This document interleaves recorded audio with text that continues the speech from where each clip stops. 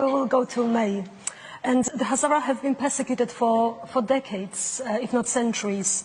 And of course, right now, some experts say that, of course, we see the serious risk of genocidal atrocities against the Hazara in Afghanistan, and now that the Taliban took over. Could you just tell us a little bit more about the serious risk faced by the Hazara in Afghanistan? Yeah. Thank you very much. I think when we talk about the Hazaras, it's very important to give a little bit of historical context into the persecution of Hazaras. For those who don't know, the Hazaras are an ethnic group based, native to the country we call Afghanistan today, who have been persecuted for centuries. But the intensity of persecution of Hazaras really started in the 1800s, the dawn of the 19th century. And so between 1891 to 1893, the king of Afghanistan, Amir Abdurrahman Khan, massacred 2/3 of the entire Hazara population. They enslaved the rest of the popular community. There were thousands of Hazara women and children were sold as slaves.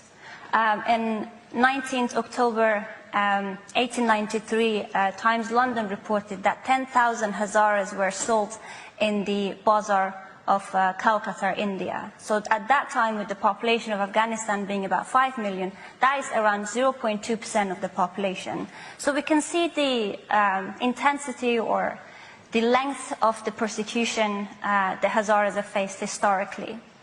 But when we talk about the persecution of Hazaras, there's 3 reasons as to why Hazaras are being persecuted. There's the historical context in which I just explained. There's the religion aspect of it as well. The Hazaras follow Shia sect of Islam, unlike the majority of Afghanistan's population. But of course, we also have Sunni Hazaras, Ismaili Hazaras, Christian Hazaras, as well as secular Hazaras. So it's a very diverse group of people.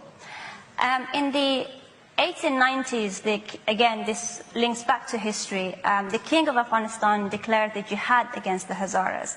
And this was the focal point that led to the huge massacre of the Hazaras in Afghanistan. And ever since, the persecution continued in Afghanistan, but of course it was a different level, different intensity. But the Hazaras faced another dark history when the Taliban came to power in 1990s. And at that time, they launched this campaign of, in their words, to clean Afghanistan of the Hazaras. They had this quote that used to go, Tajiks to Tajikistan, Uzbeks to Uzbekistan, and Hazaras to Goristan. And Goristan means graveyards. And they gave the Hazaras 2 options, to either convert to Islam, Sunni Islam, or they would die. And so this intense campaign, this genocidal campaign that once again that was launched against the Hazaras. One of the massacres that we often talk about is the August 1998 in Mazar-e-Sharif. Reportedly around 10,000 Hazaras were massacred in the span of just 3 days. The families and the neighbors were not allowed to bury the bodies of the victims, which they were just left out on the street to be eaten by wild dogs. And the other reason in which the Hazaras are getting persecuted is because of the values that we hold. The Hazaras are very liberal, and they're very educated, which is very different to the teaching of the majority of the Afghan population. In the past 20 years that the international community was present in Afghanistan, Hazaras were the biggest allies and supporters of democracy and the international presence in the country. There wasn't a single shot fired from the Hazara-populated districts against the international community. And because of this, the Taliban sees us as the enemy of Islam, as the enemy of the country. Since the takeover of Afghanistan by the Taliban, we have seen a significant increase in the targeted attacks against the community.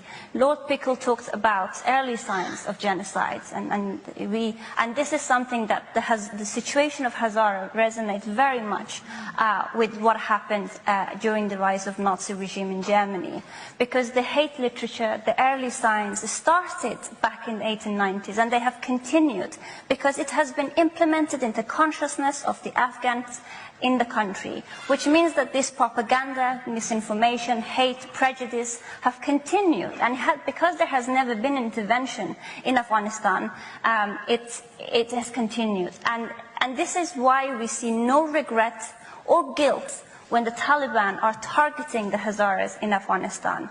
In the past couple of months, just in the western Kabul, in a district called Dashti Barchi, in the past 5 months, we have seen 10 attacks. So that's 1 in 14 possibility if you're in Kabul, in western Kabul, that you'll face an attack. And unfortunately, these signs are very clear. By definition, these are genocidal acts that's being carried out against the Hazara community. And without any intervention, it will continue as it has continued in the past 130 years. Thank you very much, May. And indeed, there have been no oversight and no monitoring of the situation. But ultimately, you are now involved with an inquiry, parliamentary inquiry into the situation of the Hazara, and the report will be most likely published tomorrow. So, of course, we look forward to see what are the findings of the report and what can be done in response to the atrocities.